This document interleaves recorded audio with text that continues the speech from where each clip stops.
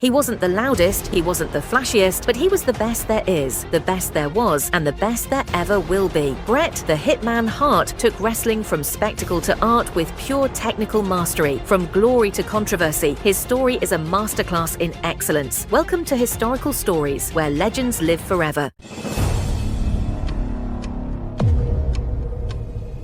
Bret Hart, Excellence of Execution, a Wrestling Masterclass. Bret Sergeant Hart, born on July 2, 1957 in Calgary, Alberta, Canada, grew up in one of professional wrestling's most storied dynasties. He was the son of Stu and Helen Hart, with his father recognized worldwide as both a promoter and the legendary trainer who operated the famed Hart Dungeon. Bret was the 8th of 12 children, many of whom would themselves become wrestlers or marry into wrestling families, creating a Canadian lineage that profoundly influenced the sport for decades. In his childhood, Bret was immersed in wrestling's rhythms, from helping his father run Stampede wrestling shows to assisting in the technical training at the family basement gym. Despite developing interests in drawing and filmmaking during his teenage years, the call of the ring eventually proved irresistible. Initially, Bret wasn't drawn to wrestling as a performer. He often spoke of doubts about measuring up to his siblings. However, under his father's careful guidance and through countless hours of practice, he refined a wrestling style characterized by precision, creativity, and unshakable attention to detail. Bret's professional debut occurred in 1976 with Stampede Wrestling, where he quickly established himself as a performer who favored technical mastery over showmanship. At a time when many wrestlers relied on exaggerated characters, Bret's approach was built around believability. Using crisp grappling, realistic submissions, and a careful ring psychology, his matches resonated with audiences across Canada. His reputation soon caught the attention of the growing World Wrestling Federation, WWF, which sought to build a global brand during the 1980s wrestling boom. Upon joining the WWF in 1984,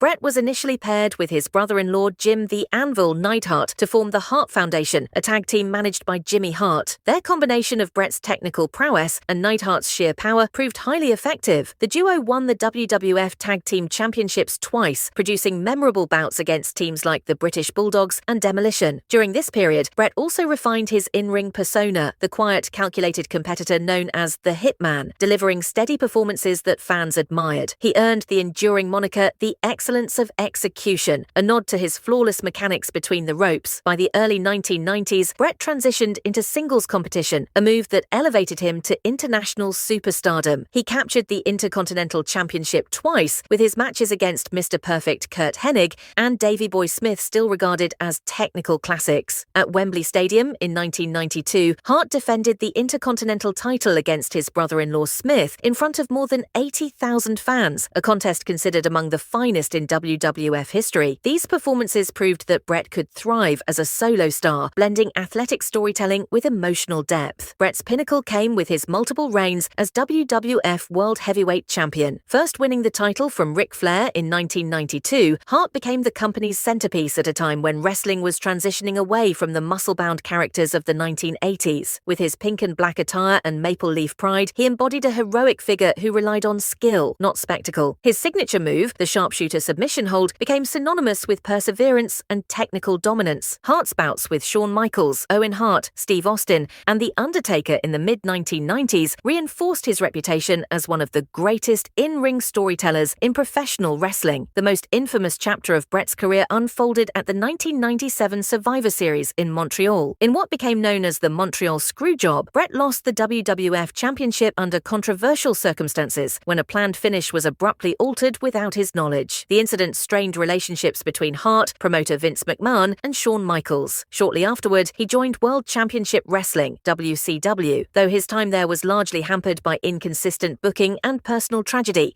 including the death of his brother Owen in a WWE event in 1999. Bret's career was cut short in 2000 after suffering a severe concussion due to an in-ring accident. Transitioning into retirement, he turned his focus toward writing, art, and public advocacy. His 2007 autobiography became a detailed account of his experiences, praised for both candor and reflection. Though initially estranged from WWE, Hart reconciled with the company, returning for appearances, including an emotional induction into the Hall of Fame in 2006, and even a brief WrestleMania comeback in 2010. Throughout his journey, Bret Hart emphasized professionalism, authenticity, and technical mastery. His philosophy was that wrestling should always feel real, not only as a sport, but also as a narrative narrative art form. He influenced generations of wrestlers around the world, inspiring performers such as CM Punk and Edge, who cited him as a role model. Known as the excellence of execution, Bret Hart's legacy extends beyond championships or controversies. He represented the balance of athletic precision and heartfelt storytelling, embodying wrestling not only as spectacle, but as a craft. To fans, wrestlers, and historians alike, Bret Hart remains a masterclass in excellence, a figure who elevated professional wrestling into an enduring performance art. And that was the story of Bret the Hitman Hart, the true excellence of execution. His legacy proves that skill, heart, and precision can outlast any era. Stay tuned for our next story, The Rock from Wrestling Ring to Hollywood King. This is Historical Stories, where legends never fade, they live forever. Thanks for watching, and I'll see you in the next story.